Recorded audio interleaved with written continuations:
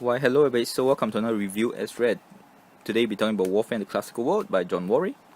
And so we'll go through the same process. We're going to talk about the book, the pros, the cons, and of course, the conclusion. Now, Warfare in the Classical World is basically a focused documentary book on warfare from the period of the Mycenaean era, which is Homer, Troy, and all, Achilles, all the way to the end of the Roman Empire. And the focus is on the war aspects on it, like the battles, the strategies, even the politics they talk about is about the focus on the war aspect on it.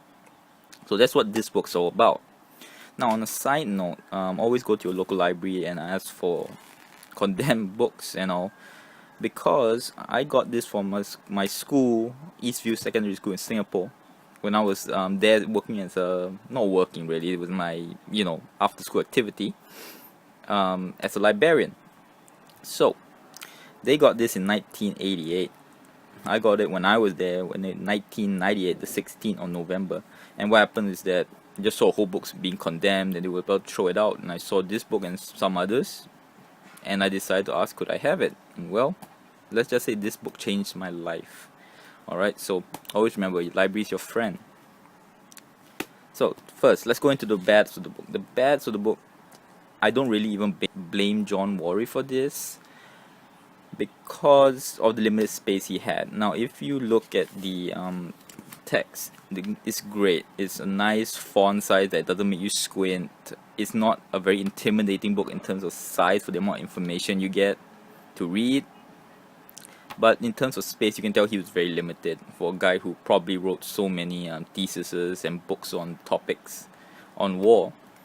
And because of limited space, he could not have put everything in an extremely organized manner that I felt that he would liked. I'll give you an example. So if you read the later Roman era, or the Vandals, what their weapon is, like from one section like that, they will list the whole Vandal history. And then in the next section, for example, in the next section, what will happen is that then they will talk about something that happened in the middle of the period of the text of the Vandals. So, it meant that if you're reading linearly, in page to page, you will have to get your head around that some things and some pages overlap. So sometimes you might have to reread to figure it out.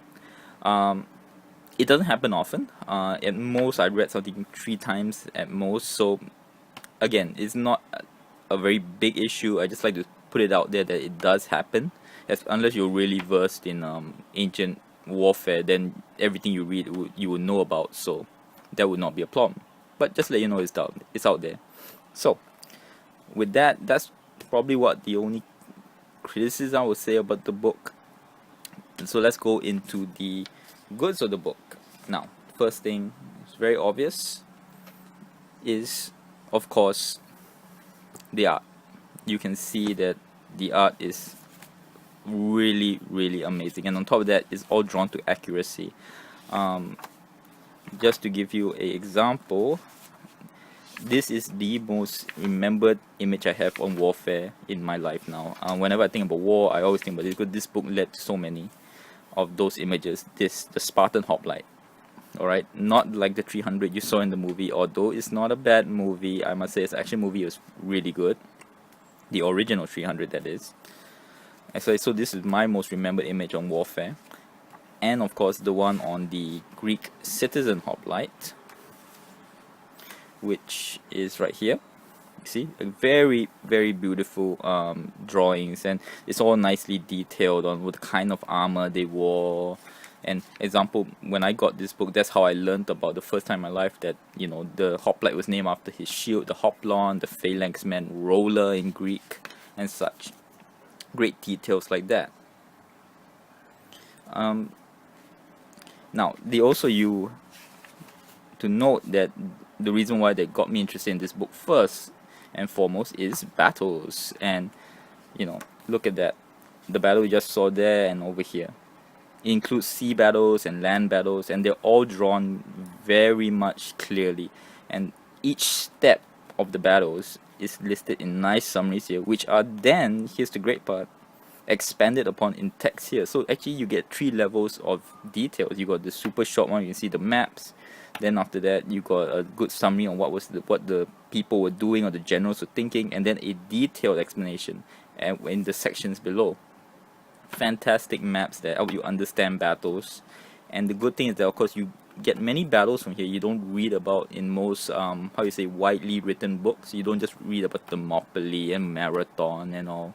There are many battles here. Example, this is Spectria and all, which you don't really get from other books. I mean, the more popular ones, which, example, when they talk about Macedonia, they only talk about Philip and Alexander the Great. This book goes into a lot more details. Example, with Hippocrates' reforms and all.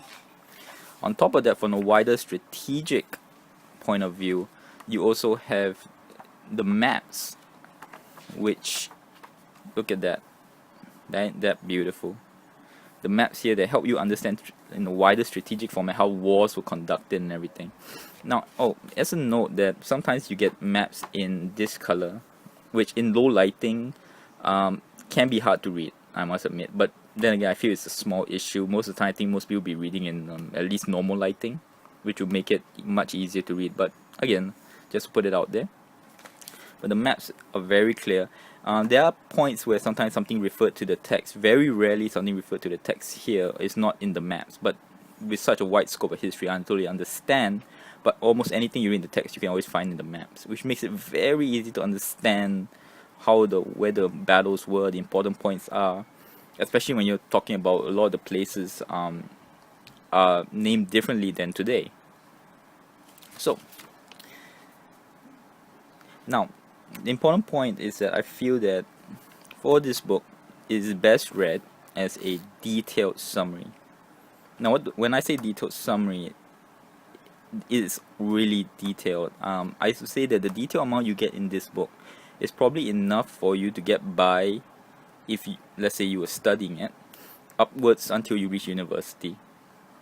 And this book is always good to help you get started because it's clear, it's concise, it's not very long, and it's not daunting to read.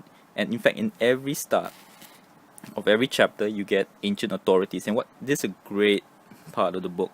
They will list all of the ancient authorities, the authors that wrote on the topic, and tell you about their biases and all that. Example, in the Augustus period, they will talk about how you should not really take everything they say as gospel because they, being contemporary, a lot of the details they write would be true, but they had to write in terms of fear that if they wrote something wrong, Augustus would deal with them firsthand. The great thing about this, like I said before, when you looked at a lot of these, you should really first choose a topic. Then after the example, you like Alexander the Great, you come and read the chapter on Alexander like so. And what will happen is after that, if you wanted to read more, then you will find the ancient authorities. You can read, for example, Arian and all. And after that, if you feel even more inclined, then you can go read from the bibliography. It's at the back. And so you see, so this book just makes it easy to get into this topic, and the detail you get already is so much, and then it leads you to new places. How many times have I opened this book? Have I saw a name, for example, like Xanthippus, the Spartan general, and then when in today's world, of course, just go in Google it and learn so much more. This book basically, I can say openly, led me to so much knowledge in ancient warfare now that I can say I'm at least above average. In fact, it was this book that I used to write my first history essay in university, and it served me well. I did well for that essay. Just shows for the quality of this book. And on point is that if you're afraid that you might not be interested in every aspect of warfare, such as, example for me, the helmets and naval warfare, you don't have to worry. And that's the great part of this book also, is again so many good things about this book. Look at that.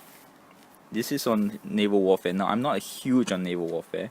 I like the strategies such as they put here, but at all the parts, it's not like in some books where the whole chunk, like 80 pages, is dedicated to naval warfare. And if you don't read it, you almost feel like you're cheating the author or you've not read the book. In this one, what happens is everything is connected. So all you need to do is read through, understand the basic concepts on the naval warfare. Then it will help you understand the land battles. But it's not like a grind where you read 80 pages straight.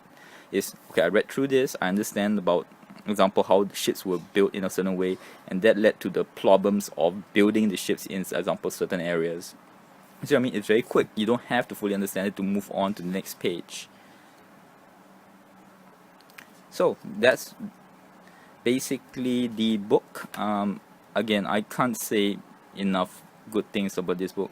I feel if you like Agent Warfare, if you want something that's good to read and it leads you to good sources that are still reliable. Now I can't say, because I'm not a professor, that all of this is reliable, but I'm quite sure that almost everything still holds up. So this book, read it. Don't do yourself the disservice of not reading it.